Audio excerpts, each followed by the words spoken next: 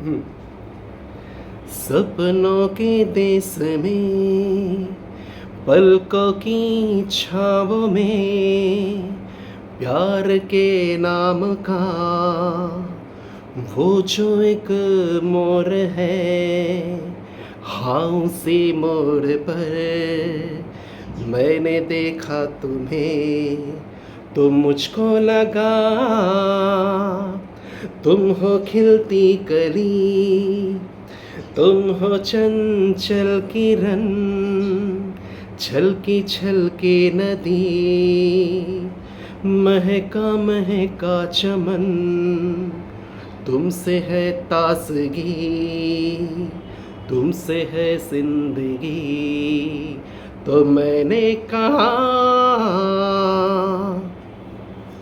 हाँ हाँ ये प्यार है, और अब तो खुल के मुझको इकरार है, मैं दीवाना हूँ मुझे प्यार है, सुन ले दिल रुबा। हाँ हाँ ये प्यार है, और अब तो खुल के मुझको इकरार है, मैं दीवाना हूँ मुझे प्यार है, सुन ले दिल रुबा। मैं तो हैरान हूँ, क्या कहूँ क्या कहूँ, जुल्फ या रात है, चेहरा या चांदनी, होठ या फूल है, बात या रागिनी, किसे है पता। है हसी दिल रुबा दिल नशी, मेरे दिल में है क्या तुम नहीं जानती, कब से हैरान हूँ, सोचता हूँ कहूँ जो ना कह सका। हाँ हाँ ये प्यार है, और अब तो खुल के मुझको इकरार है, मैं दीवाना हूँ मुझे प्यार है, सुन ले दिल रुबा। हाँ हाँ ये प्यार है, और अब तो खुल के मुझको इकरार है, मैं दीवाना हूँ मुझे प्यार है, सुन ले दिल रुबा। हाँ ये प्यार है, এই যে গলা ভাঙা। हाँ हाँ ये प्यार है, और अब तो खुल के मुझको इकरार है, मैं दीवाना हूँ मुझे प्यार है, सुन ले दिल रुबा। গলা ভাঙার কথা বলেছিলাম, এই গলা ভাঙা। हाँ हाँ ये प्यार है, और अब तो खुल के मुझको इकरार है, मैं दीवाना हूँ गला भांगा, ये प्यार है, सुन ले दिल रुबा। দেখো আজকে আমি একটা জিনিস বোঝাতে এলাম, আরেকবার আমি বোঝাতে এলাম কি আমার রেকর্ডিং আমি কিরমভাবে করি। তার আগে ছোট করে একটা জিনিস আমি বলি যে এটা তো জানো যে দিল লাগি বলে একটা বইয়ের গান, উর্মিলা মাটোনকার ছিল, সানি দেওল ছিল। এই গানগুলো ছোটোবেলায় প্রচুর শোনা, বুঝেছো? তো তখন তো আমি তোমাদের বলেছিলাম যে তখন আমি এই অভিজিতের গান বা কুমার শানুর গান তখন খুব একটা চর্চা আমি করতাম না, শুনতাম ঠিকই, কিন্তু তখন খুব একটা চর্চা করতাম না এই সমস্ত গানগুলো নিয়ে। কারণ কিশোর কুমারকে আমি চিরকাল আমার সঙ্গীত গুরু মেনে এসেছি, আর চিরকাল মানব। ওনার গান শুনে শুনেই তো আমি আজকে এত বড় হয়েছি, আমি গান গাইতে পারছি, আমার গানে যে 2, 3 কি 4 লাইক পড়ছে, বাহবা পড়ছে, যে আমি ভালো গাই, এগুলো হচ্ছে সবই ওনার গান। কারণ আমি ওনার গানগুলো শুনে শুনে একটা জিনিস আমি খুব মন দিয়ে করেছি, সেটা হচ্ছে আমি গানটাকে মন দিয়ে শুনেছিলাম। গানটা মন দিয়ে শুনেছিলাম বলে আজকে আমি গানটা গাইতে পারছি ঠিক মতো। কোথায় কী ফিলিং দিতে হবে, কোথায় নিঃশ্বাস নিতে হবে, কোথায় নিঃশ্বাস ছাড়তে হবে, কপি না করে। তো ঘটনাটা হচ্ছে, আমার এখনও মনে আছে তোমরা যে গলাটা আমার শুনছো এখন, আমার কিন্তু এই গলাটা ছিল না। আমার গলাটা কিন্তু অনেক ভারী ছিল, অনেক ভারী ছিল অনেক ভারী ছিল আগে।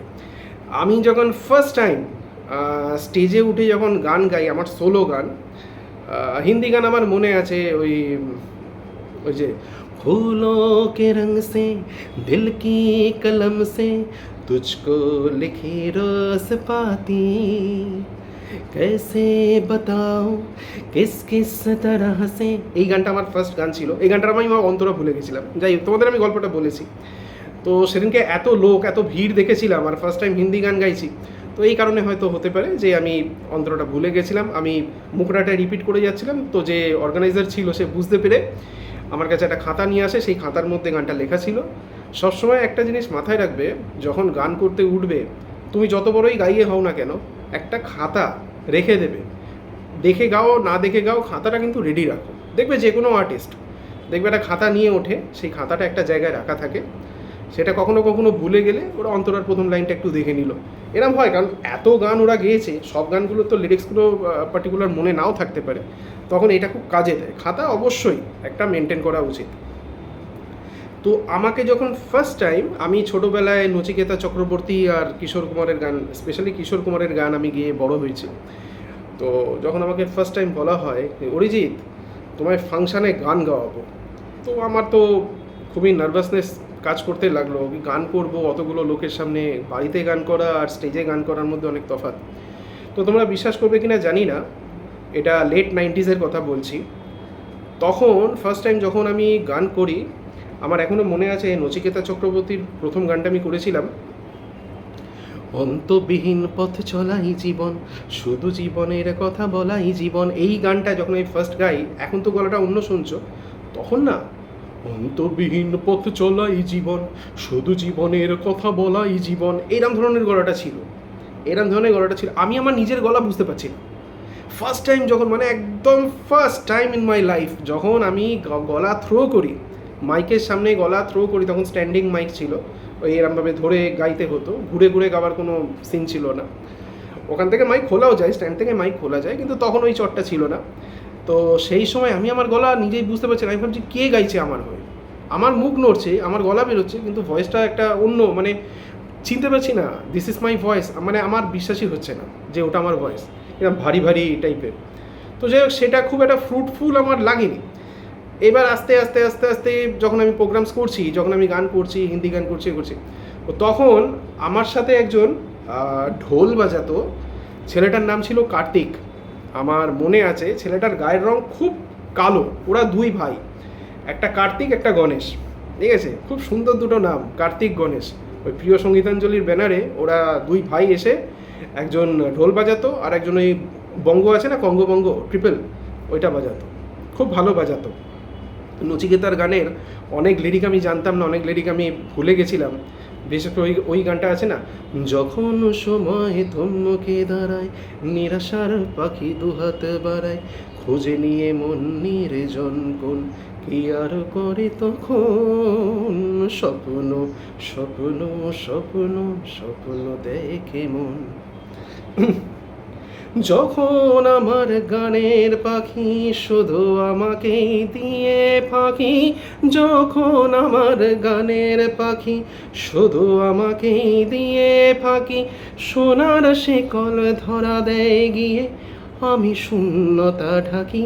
এই যে আমি শূন্যতা ঢাকি, এই কথাটা আমি ভুলে গেছি। আমি কি বলেছি জানো? আমি বলেছি আমি আনমনা থাকি। এটা একটা অন্য মানে, এটা একটা অন্য মানে। আমি নচিকেতার এই গানটার যখন আমি গাইছি না, আমি শূন্যতা ঢাকি, ওই কথাটা না বলে আমি বলেছি আমি আনমনা থাকি। তখন ওই কার্তিক আমাকে বলছে, এই দাঁড়াও দাঁড়াও, তুমি এখানটা ভুল বলছো, আমি শূন্যতা ঢাকি, আমি আনমনা থাকি নয়, আমি শূন্যতা ঢাকি। তো এরম ছিল, ওরা খুব সুন্দর ছিল, মানে দুই ভাইয়ের মধ্যে যেটা মিলও ছিল, খুব ট্যালেন্টেড ছিল, ওরা অনেক কিছুতে আমাকে অনেক কিছু শিখিয়েছে।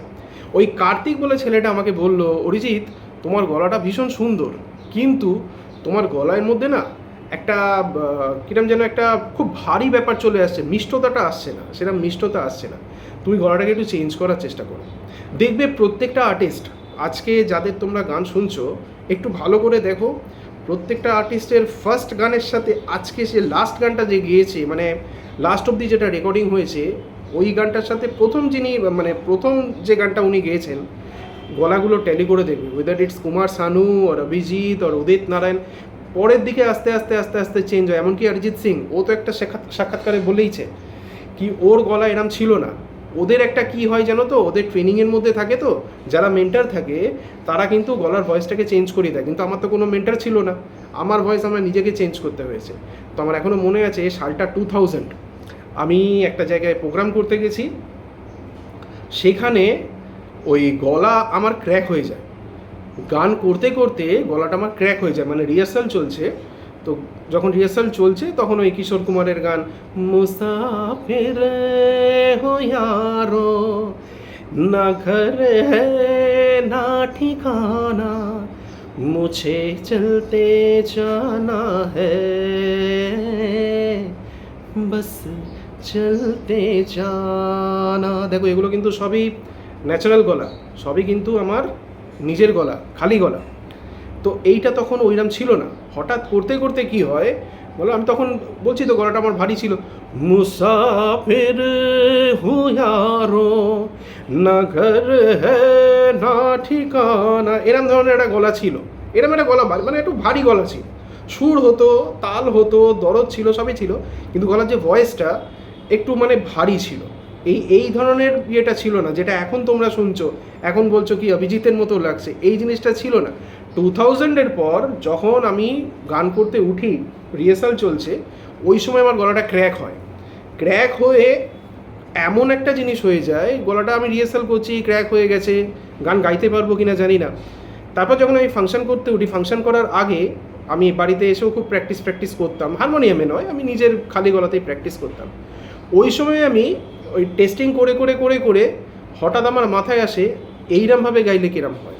তো আমার বললাম না, আমার কোনো মেন্টার ছিল না, আমি তখন আমার যে সিনিয়র ছিল তার সাথে আমি কনসাল্ট করি, তখন তো ল্যান্ড ফোন ছিল, ল্যান্ড ফোনেতে আমি গান শোনাই, এই মুসাফির হুই আরো, এই গানটা আমি ল্যান্ড ফোনে শোনাই, প্রথম মুখড়াটা আর অন্তরাটা। তখন ও আমাকে বলেছিল হ্যাঁ এই গলাটা রাখ, এই গলাটা তোর খুব ভালো লাগছে, এই গলাটা রাখ। তো প্রথমে বললো কার্তিক, বললো যে তোমার গলাটা একটু ভারী ভারী লাগছে, মিষ্টতাটা খুব একটা পাওয়া যাচ্ছে না, তুমি গলাটাকে চেঞ্জ করার চেষ্টা করো, গলাটার উপরে একটু মানে গলাটা খাটাও, গলাটাকে তুমি একটু ভালোভাবে রিসার্চ করো যে গলাটা কী করলে আরও মিষ্টতা বাড়বে, থ্রোয়িং করলে তোমার গলাটা লোকে নেবে, অডিয়েন্স নেবে। এখন কি হচ্ছে, এখন নিচ্ছে ঠিকই, কিন্তু গলাটা কেমন যেন ভারী হয়েছে, যখন মাইকে থ্রো করছো না, ইকো পড়ছে, বেস ট্রাভেলটা আরও প্রমিনেন্ট হয়ে যাচ্ছে, সেখানে কিন্তু গলার ভারী ভাবটা বেশি চলে আসছে। ঠিক আছে, অত তো অ্যাডজাস্ট করা যায় না, তোমার ন্যাচারাল যে গলাটা, সেই গলাটাকে আরও মিষ্টি করার চেষ্টা করো। দেখো আমাকে কেউ শেখায়নি, ওরা এরমভাবে সাজেশন দিল। এবার বাড়ির মধ্যে ওই আয়নার সামনে দাঁড়িয়ে দাঁড়িয়ে মুসাফির হো यारो না ঘর হ্যায় না ঠিকানা,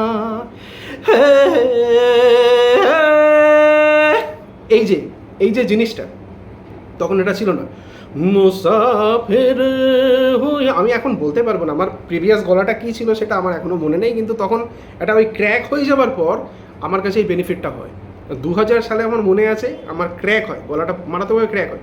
দেখবে যে কোনো ছেলের, মেয়েদের তো গলার মিষ্টতা প্রথম থেকে থাকে, মেয়েদের গলা থাকে তৈরি, এবার যারা ক্লাসিক্যাল শিখছে তাদের একটু আলাদা করে তৈরি করে নিতে হয়, কিন্তু ছেলেদের ওই যে ক্র্যাক হওয়ার আগে, ক্র্যাক হওয়ার পরে এই জিনিসগুলো থাকে না, তো সেখানে কিন্তু একটু গন্ডগোল হয়ে যায়। ক্র্যাক হওয়ার পরে অনেকের গলা মিষ্টি হয়, অনেকের গলা মিষ্টি তৈরি করে নিতে হয়, তো আমাকে তৈরি করে নিতে হয়েছে আমার গলাটা কার মতো হবে। এরপর যখন আমি ফাংশন করছি, আমার গলাটা যখন, এই গলাটা যখন আমার আসছে, করছে, হঠাৎ করে এই কিশোর কুমারের গান যখন আমি গাইছি, তখন থেকে আমার রিলেটিভ, আমার মা, আমার মাসি, আমার যারা কাছের লোক যারা, তখন তারা বলতে শুরু করে বাহ তোর গলাটা না অনেকটা অভিজিতের মতো। ঠিক আছে, তখন অভিজিতের মতো, অভিজিতের গান আমি সেরকম গাইতামও না, অভিজিতের খুব একটা গানের লিস্ট আমার কাছে ছিল না, আমি ফ্র্যাঙ্কলি স্পিকিং তোমাদের সামনে, অভিজিতের গান আমি শুনতাম ঠিকই, কিন্তু আমি সেরমভাবে স্টেজে উঠে আমি গাইতাম না। তা ওরা বলছে ঠিক আছে, বলছে আমার কিশোর কুমার সঙ্গীত গুরু, আমি কিশোর কুমারের গান গাইবো, মোহাম্মদ রফির গানও আমি গাইতাম টাইতাম।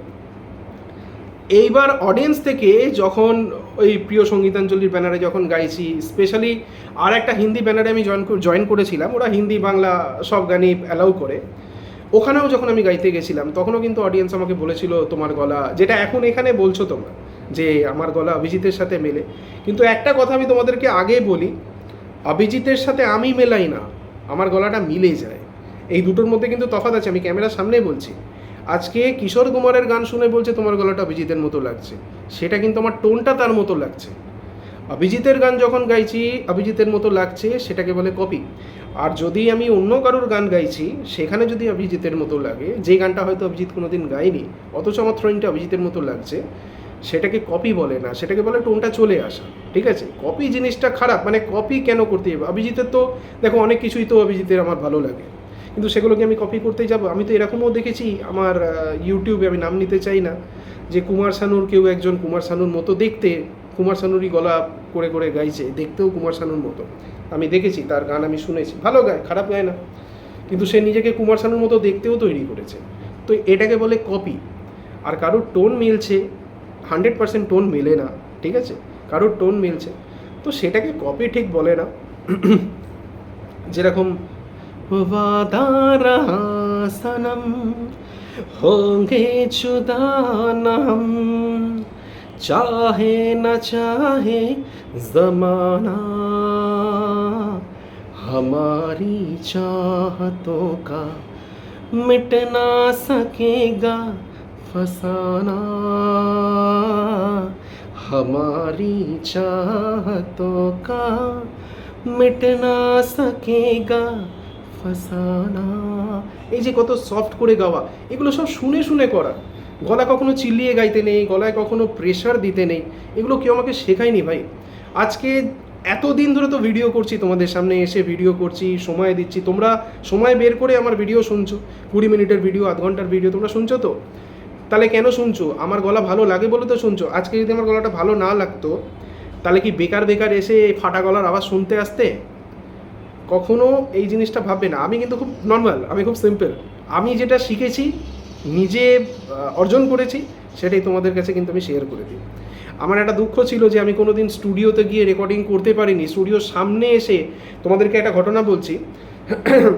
একটা ইনসিডেন্ট তো বলেছিলাম যে আমার এক ফ্রেন্ড, মানে আমার এক দাদা, আমার পাড়ার, যে আমার গলাটাকে নষ্ট করে দেওয়ার জন্য, তার ইন্টেনশনটা ছিল গলাটা নষ্ট করে দেবে। একই লাইনে তো, সে আমার থেকে সিনিয়র 2 বছরের, আই থিঙ্ক 2 বছর কি 3 বছরের বড় হবে। আমাকে বাড়িতে ডেকে নিয়ে এসে এসি ফেসি চালিয়ে, তারপরে সামনে সিগারেট, আমি দেখো সিগারেট মদ, আমি তো বলেছি দেখো আমি ওয়াইন খাই না, আমি সিগারেট খাই না, ওয়াইনটা খাই না, অন্য একটা কারণ আছে, সেটা তোমরা প্রিভিয়াস ভিডিওতে পেয়ে যাবে। আর তার উপর গলারও ব্যাপার আছে, ওয়াইন খাই না। অনেক আর্টিস্ট আছে এক সিপ 2 সিপ হয়তো খেলো, সেটাতে ক্ষতি হয় না, কিন্তু এক্সেসিভ ড্রিঙ্কিংটা ভালো না, এটা গায়কের জন্য তো একদমই নয়। তো আর সিগারেট কোনো দিন আমি ছুঁইনি। সিগারেট আমার বাবা স্মোকিং করতেন, একটু ড্রিঙ্কিংও করতেন, এক্সেসিভ হয়ে গেলে একটু গন্ডগোল হয়ে যেত আর কি। তো যাই হোক, তো আমি কোনো দিন এই দুটো জিনিস ছুঁইনি। আর একটা নেশা আমার আছে, সেটা হচ্ছে কোনো নিমন্ত্রণ বাড়িতে মিষ্টি পান, তাও আবার সাদা সুপুরিগুলো ফেলে একটু, মানে ওই কী সব থাকে না, রসালো কী সব থাকে, ওইগুলো খেতে বেশ ভালো লাগে। আর পানটা যেন একটু মুখে মিলিয়ে যায়। এক একটা পান আছে না, মুখে জিভ মোটা হয়ে যায়, পরের 10 দিন আর কোনো টেস্ট লাগে না। তো সেই রকম নয়, মিষ্টি পান, মিষ্টি পাতা কি আছে, ওই মুখে মিলিয়ে যায়, ওইটার একটা নেশা আছে। আমি দুটো তো বিয়ের বাড়িতে খাবো, বিয়ের বাড়ি হোক বা কোনো অকেশন বাড়িতে খাবো, আর বাকি 6-7টা পকেটে করে নিয়ে চলে আসবো। আমি চোর। আমি এইসব চুরি করি। তো যাই হোক, তো এটাই হচ্ছে ব্যাপার। তো আমার মনে আছে, তো যখন ওর কাছ থেকে আমি ওরকমভাবে একটা ধাক্কা খেলাম যে ও আমাকে রেকর্ডিং করিয়ে দেবে বললো, কিন্তু আলটিমেটলি আমার গলাটাকে নষ্ট করে দেওয়ার চেষ্টা করলো, খুব মনটা খারাপ লাগলো। বাবার সাপোর্ট পাচ্ছি না প্লেব্যাকিংয়ে, বাবার সাপোর্ট পাচ্ছি না যে আমি ইন্ডাস্ট্রির জন্য তৈরি হব। কারণ আমি তোমাদেরকে একটা লেখা দেখিয়েছিলাম, যেটা আগে কোনো দিন বলিনি। আমার বাবাও কিন্তু ধাক্কা খেয়েছেন। আমার বাবারও স্বপ্ন ছিল গায়ক হয়ে নিজেকে এস্টাবলিশ করবো, হয়তো ফিল্ম লাইনে নয়, কিন্তু নাম হবে, গান হবে, ফাংশনস করবেন। উনিও তো গান ভালোবাসতেন, ভালো গান গাইতেন। আমার বাবা মা দুজনেই ভালো গান গাইতেন, মা এখনও গান আশাজির কণ্ঠে, তো তোমাদের শুনিয়েওছি আমি। তো সেখানে বাবাকে বেশ কয়েকটা লোক বেশ কয়েকবার ঠকিয়েছে। এই তোকে হারমোনিয়াম কিনে দেবো বলে টাকা নিয়ে চলে গেল, এই তোকে অমুকের সাথে দেখা করিয়ে দেবো। আর তখনকার দিনে তো লোকের মনে এত ভেজাল ছিল না, কিন্তু তাও কিছু কিছু লোকের মধ্যে কিন্তু এই ধরনের চিটিংবাজি, হ্যাঁ, এই জিনিসগুলো তো খুব বাজে। চিটার যারা হয়, যারা মনে করো লোককে কথা দিয়ে সেই কথার দাম রাখতে পারে না, অথচ টাকা চোট দিয়ে বেরিয়ে চলে যায়। তো এইটা আমার বাবা কখনো চাইতেন না যে আমার ছেলে কোনো চিটারের হাতে পড়ে যায়। বলতো এই লাইনটায় প্রচুর চিটার আছে। এখন সব লাইনেই হয়ে গেছে, তো টিচারি লাইনেও তো এইসব দেখছো, তো টিচার নিয়ে কি হচ্ছে। তো সব লাইনে এখন এই সমস্ত জিনিস চলে এসছে, কিন্তু এই গানের লাইন, সিনেমার লাইন, এগুলো তো মানে হিউজ অ্যামাউন্টের একটা ব্যাপার না। তুমি দাঁড়িয়ে গেলে তোমার বিশাল নাম হবে, বিশাল তুমি টাকা কামাবে। এবার সেটা করতে দেবে না বলে অনেকে ঢপ মেরে মিথ্যে কথা বলে হ্যাঁ আমি করিয়ে দেবো। আরে আমাকে কেন বললে না? আমি তো হামেশা কিশোর কুমারের সাথে ওটা বসা করছি। এই তো কিছুদিন আগে ফাংশন করে গেলেন উনি, আমি তো ওনাকে সব নিয়ে টিয়ে এলাম, করলাম, আমি অর্গানাইজ করলাম বলে এরকম তার। তুমি ভাবছো বাহ এত সোর্স লোকটাকে কিছু টাকা ফাঁকা দিলে আমাকে হয়তো কিশোর কুমারের সাথে সাক্ষাৎ করিয়ে দেবে, আমাকে হয়তো একটু গানের সুযোগ করিয়ে দেবে। ভা টাকা ফাঁকা নিয়ে সে কেটে পড়লো। ওই এখন তো থাকে আমার বাবা প্রচুর ঠকেছে, তো সেইটা আমার বাবা চাইতেন না যে আমার ছেলেও এরমভাবে ঠকে যায়। তো সেটা ছিল। তার উপর দেখো লাইনটা প্রচণ্ড আনসার্টেন। মানে এখন তো বুঝতে পারছো, তখন অত রিয়েলিটি শোজ হতো না। এখন রিয়েলিটি শোজ মানে প্রচুর পরিমাণে, ইন্ডিয়ান আইডল, সারেগামাপা, এই ওই তাই সব চ্যানেলে একটা করে রিয়েলিটি শো। আর সেখান থেকে যারা বেরোচ্ছে তারা কদিন গান গাইছে, কতটা স্ট্যান্ড করতে পারছে, কতটা স্টেবল তাদের প্ল্যাটফর্ম, এটা কিন্তু খুব সন্দেহজনক ব্যাপার। তো যাই হোক, তা এই সমস্ত জিনিসগুলো তোমার হবেই। তুমি সব কিছু ছেড়ে চলে যাবে, তুমি ব্যবসা ছেড়ে, চাকরি ছেড়ে, যাই হোক পয়সা দিয়ে। বাবা তখন আমাকে ফাইন্যান্স করতো, বাবার অধীনে ছিলাম আমি। বাবা বলেছিল না আমি তুমি ফাংশন করো, তুমি গান করো, তোমার তবলা লাগলে বলো, তোমার হারমোনিয়াম লাগলে বলো, সব খরচা দেবো, তোমার ভালো টিউটার লাগলে বলো গানের, আমি দেবো। কিন্তু তুমি পাগলামি করবে, আমি করব, আমি বম্বেতে যাব, গান করব, আমি ফিল্মে গান করব, এটা মারাত্মক রেগে যেতেন। কারণ আমার বাবা ঠকেছেন। আমার বাবাকে যদি ঠকতে না হতো তাহলে কিন্তু অ্যাটলিস্ট কিছুটা কোঅপারেট উনি করতেন। ঠিক আছে, আমি চেষ্টা করছি তোমাকে ব্যাকিং করার।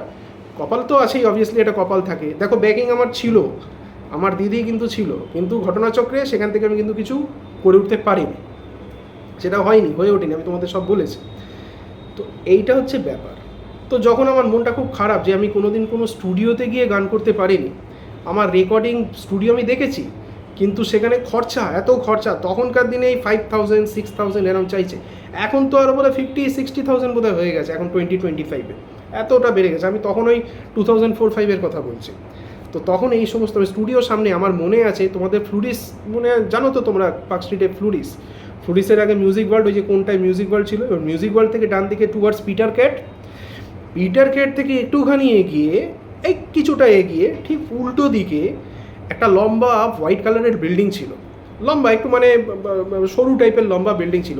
ওর ফার্স্ট ফ্লোরেতে একটা স্টুডিও ছিল, স্টুডিওর নামটা ঠিক মনে পড়ছে না। ভালো স্টুডিও ছিল, বেশ মানে গম করতো, প্রচুর আর্টিস্ট আসতো এখানে কলকাতায় রেকর্ডিং করতো। তা ওই স্টুডিওতে আমি যখন গেছি, ওখানে আমি বসে রয়েছি। এমনিতে দেখো মানে প্রথমবার স্টুডিওতে গান রেকর্ডিং একটা মিউজিক ডিরেক্টরের কাছে নিয়ে যাব বলে ওই স্টুডিওতে আমি রেকর্ডিং করতে গেছিলাম 2টো গান। তো সেই রেকর্ডিং আমার হয়নি, কারণ তখনকার দিনে 5-10 হাজার টাকা তখন দরকার। বাবাকে বললে বাবা মারাত্মক রেগে যাবে, আর আমার মা তো হাউসওয়াইফ, মা তো ফাইন্যান্স করতে পারবে না। আমি কোনোরকমভাবে 3,000 টাকা জোগাড় করেছিলাম, তো ওটাতে হয়নি। তো তখন থেকে আমার মনটা খুব খারাপ হয়ে যায় যে আমি কোনোদিন স্টুডিওতে গান করতে পারলাম না, অথচ স্টুডিওতে গান হচ্ছে। আমার থেকে বাজে গায়ক, আমার বলা উচিত নয়, আমার খারাপ লাগছে এটা বলতে, কি আমি জানি আমি কি গাই। আমি বলছি না আমি মহান শিল্পী, আমি কিন্তু অহংকার করে বলছি না, কিন্তু আমি জানি আমি কতটা কষ্ট দিয়ে গাই, কতটা আমার যে ফিলিং আছে ভিতরে, কতটা আমি গানের মধ্যে দিয়ে দিই, সেটা নিশ্চয়ই তোমরা বুঝতে পারো। যারা আমার শ্রোতা আছো তারা নিশ্চয়ই বুঝতে পারো কি অরিজিৎ কুমার ওই বেফালতু করে গান গেয়ে বেরিয়ে চলে যায় না, যেটা ওর মধ্যে আমার মধ্যে যেটা আছে আমি পুরোটা দিয়ে দিই। কিন্তু দেখো স্ট্যান্ড করাটা কিন্তু সবার হয় না, যে প্লেব্যাক সিঙ্গার হয়ে গেল, সবাই কিন্তু প্লেব্যাক সিঙ্গিং করে না। কিন্তু তোমরা যদি ভালো করে স্ক্রুটিনি করো, ভালো করে যদি রিসার্চ করো, সম্ভব নয়, কারণ প্রত্যেকটা বাড়িতে ঢুকে প্রত্যেকটা বাড়িতেই 2-3 জন করে হয়তো গান করছে। কিন্তু দেখবে এখনকার দিনের প্লেব্যাক সিঙ্গারদের থেকে 100 টাইমস বেটার বাড়িতে বসে রয়েছে এরকম সিঙ্গার্স রয়েছে। আমার কথাটা মিলিয়ে নেবে। তারা সুযোগের অভাবে চান্স পায় না, তারা হয়তো পয়সার জন্য পাচ্ছে না, কারোর হয়তো সাপোর্টটা নেই। ঠিক আছে, সাপোর্ট তো সবার থাকে না। তো ওইটার সময় আমার খুব খারাপ লেগেছিল। আমি তখন মনে মনে ভেবেছিলাম আমার যদি ঘরে একটা স্টুডিও আমি করতে পারতাম, তাহলে আমি নিজের গান নিজেই তৈরি করে মিউজিক ডিরেক্টরদের সামনে আমি নিয়ে যেতে পারতাম। তো ওই যে জিনিসটা যেটা এখন করছি, সেটা এখন তখনকার কথা আমার মনে পড়ে যে এখন যেটা করছি, তখন তো ঘরে কম্পিউটার ছিল না, ইন্টারনেট ছিল না। ওই সব জিনিসগুলো যদি আমার থাকতো, তোমরা কি জানো আফটার এফেক্টস দিয়ে কিন্তু গান হয় না। আমি কিন্তু আমার ব্রেনটা খাটিয়ে আফটার এফেক্টস দিয়ে কিন্তু গানগুলোকে রেকর্ড করছি। কীভাবে করছি সেটা তোমাদের আমি আগে একটা ভিডিওতে বলেছি। কি আফটার এফেক্টস কিন্তু কোনো গানের সফটওয়্যার নয়, গানের সফটওয়্যার হচ্ছে অডাসিটি, অডিশন, এগুলো হচ্ছে গানের সফটওয়্যার, আরও 3-4টে বড় বড় সফটওয়্যার আছে। তো এগুলো হচ্ছে গানের সফটওয়্যার, কিন্তু আফটার এফেক্টস কিন্তু গানের সফটওয়্যার নয়। যেহেতু আমি ওখানে মোশন গ্রাফিকের কাজগুলো করি, ওখান থেকে আমি খুঁটিয়ে খুঁটিয়ে একটা অডিও বলে অপশান আছে, ফাইলের পাশে দেখবে অডিও বলে একটা অপশান আছে, ওইখান থেকে গিয়ে আমি ওখানে কী করে রিভার্ব দেয়, কী করে ব্যাস ট্রেবলটাকে অ্যাডজাস্ট করে, ওই করে কিন্তু আমার গানের MP3 হচ্ছে। এখন তোমরা শুনে বলছো স্টুডিও এফেক্ট। আমার রিলেটিভ, আমার মাসি প্রথম আমার মাকে ফোন করে বলে, আমার মা মানে আমার মামার বাড়ির তরফে আমার নাম বাবু, এই বাবু কোন স্টুডিওতে গিয়ে রেকর্ডিং করছে? তো আমার মা হাসছে, বলে কোনো স্টুডিওতে যাচ্ছে না, বাড়িতে বসেই রেকর্ডিং করছে, সব আফটার এফেক্টস দিয়েই করি। আমি তোমাদেরকে বলেওছি, আগে একটা ভিডিওতে দেখিয়েছিলাম আফটার এফেক্টস দিয়ে করি। তো যাই হোক, ওই 2000 সালে যখন আমার গলাটা ক্র্যাক হয়ে যায়, তারপর আস্তে আস্তে ওই আয়নার সামনে দাঁড়িয়ে দাঁড়িয়ে আমি নিজে গলা রিসার্চ করি, করতে করতে করতে করতে এখন যে গলাটা শুনছো সেই গলাটা কিন্তু এসছে, আরও বেটার ছিল। অবভিয়াসলি তখন আমি অনেক প্রোগ্রামস করতাম, তখন লাগাতার ফাংশন ছিল, তো তখন আরও বেটার ছিল। যেহেতু 12-13 বছর বসা, কারণ 2010-এ আমাদের একটা কর্পোরেট ইনভেস্টমেন্ট ছিল, সেখানে আমি ব্যস্ত হয়ে যাই দোকানে আমার বিজনেসে, আর 2012-তে তো বাবা চলে যায়। তারপর থেকে যা জীবনে গেছে আমার, সেটা আমি আর কি বলবো তোমাদের সামনে। বিশাল বিশাল ঝড়, বিশাল বিশাল সমস্ত এই লয়ার্স, লিগাল পেপার্স, হ্যাঁ, একে বাবা মারা গেছে সেই কাগজপত্র ইয়ে করা, একত্র করা, কোথায় কী সব ছড়িয়ে ছিটিয়ে আছে। তার উপরে তোমাদেরকে বলেছিলাম হয়তো, পুষ্পল বলে একটি ছেলে আমার বাবার পোস্টমর্টমের দায়িত্বটা নিয়েছিলেন। যবে বাবা মারা যান, অন স্পট ওই রাস্তার ওপরে ওই জিআরপির একজন অফিসার, এত ছোট লোক, এত ইতর লোক আমি দেখিনি। যে আমার বাবা মারা গেছে, ও ন্যারেট করছে নিজের বাবার মৃত্যুর কথা, যেখানে ও বলছে তুমি এত কান্নাকাটি করছো, আমার বাবা তো আমার চোখের সামনেই জামা খুলতে খুলতে স্ট্রোক হয়ে মারা গেল। তা তোমার মনুষ্যত্ব নেই, আমার কি থাকবে না? আমার বাবা, আমার রুফ, আমার হার্ট চলে গেল চিরকালের মতো, আমি বাবা ডাকতে পারবো না, সে আমাকে সোনা বলে আদর করবে না, সেটা আমি কাজী, ইটস মাই ফল্ট। আর তুমি এটা নরকের কীট না কি জানি না, তোমার মধ্যে কান্না নেই, তোমার মধ্যে দুঃখ নেই, তো তোমার মতো কি আমি পাথর ইয়ে নাকি, গাধা, ইয়ের মতো কথাবার্তা। তো যাই হোক, ও আমাকে প্রচুর ঘুরিয়েছিল। পোস্টমর্টমের রিপোর্ট নিয়ে এত ঘুরিয়েছিল, প্রায় 6 মাস রিপোর্ট আমি পাই না। রিপোর্ট যতক্ষণ না পাচ্ছি ততক্ষণ এই বাবার কাগজপত্র, লিগাল ডকুমেন্টস আমি কিচ্ছু বার করতে পারছি না। বাবার পেনশন আটকে গেছে, হ্যাঁ, পেনশনটা অবভিয়াসলি আমার মা হাফ হয়ে যায়, এটা বাবার পেনশন মায়ের হাফ হয়ে যাবে, তো সেই সব আটকে গেছে। কি করব? তখন আমার মেসো, ওই আয়ুষিদির বাবা মেসো, ও গিয়ে মানে ওনার যে এত ক্ষমতা, এত কথা বলার স্টাইল, এত পাওয়ার, 2 দিনের মধ্যে রিপোর্ট বের করে নিয়ে চলে এলো। তো মেসো তখন বলেছিল তুই আমাকে আগে বলতে পারছিস, সেখানে একটা ভুল হয়ে গেছিলো আমার, আগে বলতে পারতিস, আমি অনেক আগেই করে দিতে পারতাম। তো প্রচুর পয়সা মেসোকে খাওয়াতে হয়েছে, মানে আজকে আমি ক্যামেরার সামনে তোমাদেরকে বলছি, প্রচুর পয়সা আমার মেসোকে কিন্তু খাওয়াতে হয়েছে। ওই পুষ্পল থেকে শুরু করে চেয়ারে বসে থাকা অফিসার অবধি প্রচুর পয়সা কিন্তু খেয়েছে, প্রচুর পয়সা, 300-400 নয়, কয়েক হাজার। তবেই রিপোর্টটা কিন্তু আমি হাতে পেয়েছি।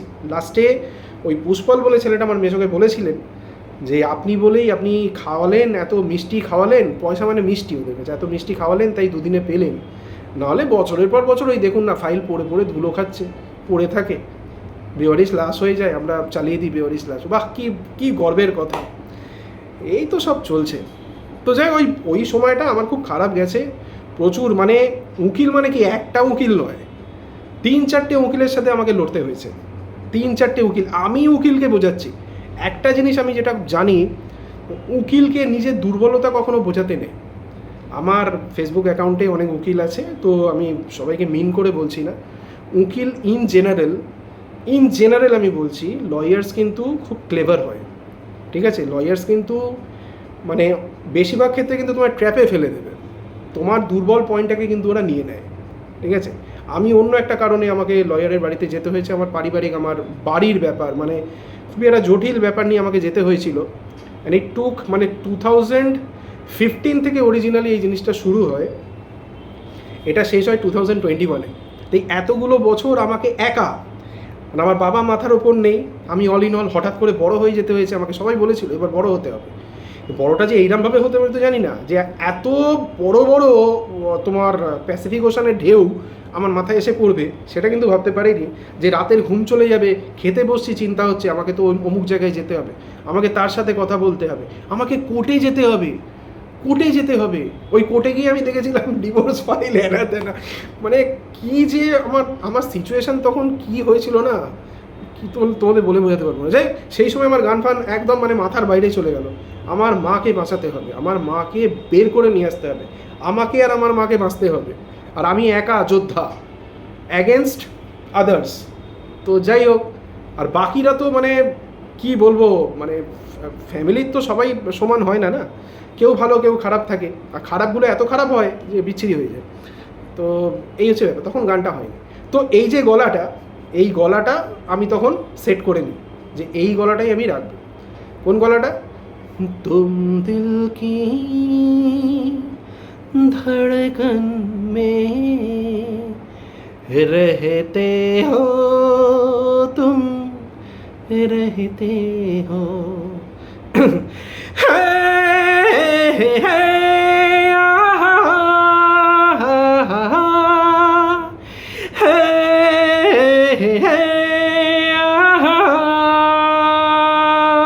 দেখেছো সুর কিন্তু সরবে না। এতক্ষণ কথা বললাম, বলার পরে এই চিৎকারটা করলাম, যেখানে লাগার সেখানেই লাগবে।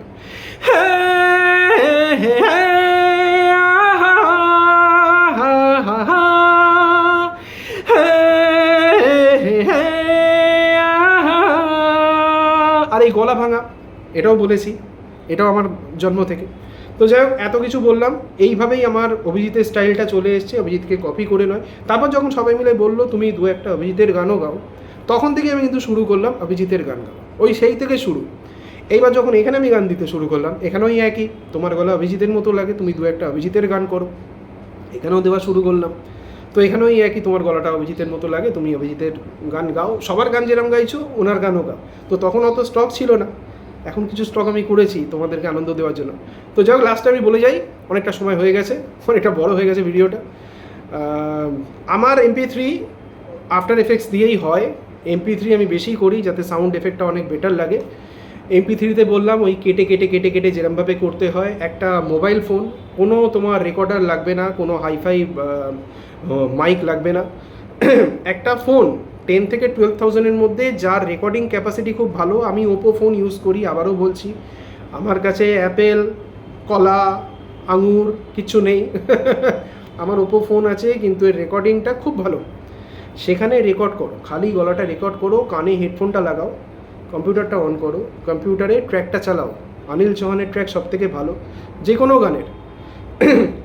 मैं कोई ऐसा गीत गाऊं कि आरज़ू जगाऊं, अगर तुम कहो, तुमको बुलाऊं कि पल के बिछाऊं, कदम तुम जहाँ जहाँ रखो, ज़मीं को आसमां बनाऊं, सितारों से सजाऊं, अगर तुम कहो, हाँ अगर तुम कहो। এইভাবে গানটাকে হেডফোন লাগিয়ে ভালো করে গানটাকে করো, হেডফোনে মিউজিকটা শোনো, ট্র্যাকটা শোনো, আর যে কথাটা আমি বললাম যে ইয়েটা করছি, গানটা গাইছি, সেটা রেকর্ড করে নাও তোমার স্মার্টফোনে। রেকর্ড হয়ে গেল, ওইটা একটা তোমার ডেটা কেবিল দিয়ে যে রেকর্ড পোর্শনটা, মনে করো মুখড়াটা প্রথম করলে, মুখড়ার পোর্শনটা একটা ড্রাইভেতে রেখে দাও, লিখে দাও मैं कोई ऐसा गीत गाऊं मुखड़ा, ঠিক আছে। मैं तितलियों के पीछे भागूं, मैं जुगनुओं के पीछे जाऊं, ये रंग है वो रोशनी है, तुम्हारे पास दोनों लाऊं, जितनी खुशबुएं बाग में मिले, हाँ जितनी खुशबुएं बाग में मिले, मैं लाऊं वहाँ पे कि तुम हो जहाँ जहाँ पे के पल भी ठहरूं, मैं गुलसिता बनाऊं, अगर तुम कहो, मैं कोई ऐसा गीत गाऊं कि आरज़ू जगाऊं, अगर तुम कहो, ঠিক আছে। প্রথম অন্তরা এটাও রেকর্ড করে নাও, করে নিয়ে ওই ড্রাইভেতে নিয়ে নাও, নিয়ে লিখে দাও मैं कोई ऐसा गीत गाऊं ফার্স্ট অন্তরা। এরমভাবে কেউ বোঝাবে না, এরমভাবে কোনো স্টুডিও বোঝাবে না, কোনো মহান ব্যক্তি এসেও কিন্তু বোঝাবে না, ইটস মি অনলি, যে তোমাদেরকে বুঝিয়ে যাচ্ছি। ঠিক আছে? যারা গান করছো তাদেরকে বলছি, যারা গান ভালোবাসো বা গান করতে চাও এরমভাবে নিয়ে নিলে আফটার এফেক্টস খোলো, আফটার এফেক্টস খুলে এবার তুমি ওই ফাইলটাকে ইম্পোর্ট করো। সেটা আমি একটা ভিডিও পরে না হয় করে দেবো। একটা ভিডিও করেছিলাম, যেহেতু ওই ফেসবুক থেকে ডিলিট করে দেয় না, সেই ডিলিট করে দেয় মানে কি, যদি গলা মিলে যায়, তোমার যদি মিউজিক মিলে যায়, অটোমেটিক্যালি এমনভাবে একটা লাল চলে আসে, লাল সিগন্যাল চলে আসে, নয় ডিলিট করে দেবে, নয় আমরা বিচ্ছিরিভাবে মিউট করে দেবে। তো যাই হোক, ওটা ডিলিট করে দিতে হয়েছে আমার মনে হয়। তাও আমি খুঁজে দেখবো, যদি ওই ভিডিওটা পাওয়া যায় আরেকবার রিআপলোড করে দেবো। আফটার এফেক্টসে কীভাবে তুমি ওটাকে ইম্পোর্ট করে ওই পার্ট বাই পার্ট তুমি ওই কারাওকে ট্র্যাকটাকে আগে ফেলতে হবে আফটার এফেক্টসে ইম্পোর্ট করে, তারপরে তোমার যে গানগুলো তোমরা গাইলে প্রথম মুখরাটা ওটাকে ইম্পোর্ট করে নিয়ে এসো, যেখানে বসার সেই জায়গাটায় বসিয়ে দাও, খুব হালকা একটু রিভার্ব দাও, হালকা একটু ব্যাস ট্রেবেলটাকে অ্যাডজাস্ট করে নাও, তৈরি হয়ে যাবে গান। এরমভাবেই প্রথম অন্তরা, দ্বিতীয় অন্তরা এরমভাবেই কিন্তু তৈরি হবে। ঠিক আছে, চলো 35 মিনিট হয়ে গেছে। আজকে এটা বলার জন্যই এসেছিলাম যে আমার গলাটা ওইরমভাবে 2000 সালেই ওরমভাবে ভাঙে, তারপর আস্তে আস্তে আমি আমার নিজের গলা নিজেই রিসার্চ করি, আর তারপর এই গলাটা এসে দাঁড়ায়। এখন এটা শুনতে লাগছে অরিজিতের মতো, কিন্তু এটা অরিজিৎ কুমারেরই গলা। ভালো করে শুনলে এটা বোঝাই যাবে অরিজিৎ কুমারের গলা। আর আমার গান শুনতে থাকো, আমার পাশে থাকো, ফেসবুকে থাকো, যেরমভাবে পারবো আমি গান দেবো। যদি কোনো গান দেখো যে আমার অ্যাকাউন্টে পাচ্ছ না, ইউটিউবে চলে যাও, ওইখানে কিন্তু আমার গানগুলো আছে। তাহলে আজকের জন্য নমস্কার।